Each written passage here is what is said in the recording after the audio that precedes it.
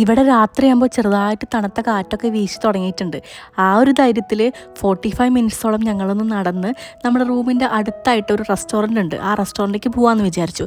നടന്നു തുടങ്ങിയപ്പോൾ എത്തുന്നുമില്ല, പിന്നെ വേർത്ത് കുളിച്ച് ഞങ്ങൾക്ക് വയ്യാണ്ടായി. പക്ഷേ ആ സ്ഥലത്ത് എത്തിയപ്പോൾ നല്ല അടിപൊളി ആംബിയൻസ് ആയിരുന്നു. ഇങ്ങനെ നമുക്ക് ടേബിളൊന്നുമില്ല, നമുക്ക് താഴെ ഇരുന്നിട്ടാണ് ഫുഡ് കഴിക്കാൻ പറ്റുന്നത് കേട്ടോ.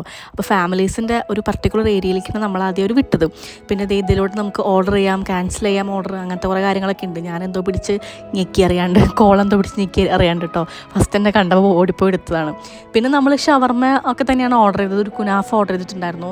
പിന്നെ ഇത് അവരുടെ ഒരു അറബിക് റെസ്റ്റോറൻ്റാണ്. അപ്പോൾ ഇവിടുത്തെ ഒരു പ്രത്യേകതരം ഒരു പരിപ്പോടെ പോലത്തെ ഒരു സംഭവമാണ് എനിക്കത് തോന്നിയത് കേട്ടോ. ഞാനിതിന് മുന്നേ കഴിച്ചിട്ടുണ്ട്, പക്ഷേ ഇതിന് മുന്നേ കഴിച്ചപ്പോൾ എനിക്ക് ഇത്ര ടേസ്റ്റ് തോന്നിയിട്ടുണ്ടായിരുന്നില്ല. ഇപ്രാവശ്യം കഴിച്ചപ്പോൾ നല്ല ടേസ്റ്റ് ഉണ്ടായിരുന്നു. നമ്മൾ 2 ചായ പറഞ്ഞിട്ടുണ്ടായിരുന്നു. അങ്ങനെ നമ്മൾ ബാക്കി വന്ന കുറച്ച് ഫുഡ് ഐറ്റംസ് പാർസൽ ചെയ്ത് കൊണ്ടുപോയി. പിന്നെ തിരിച്ചതേ വീണ്ടും നടക്കുകയാണ്.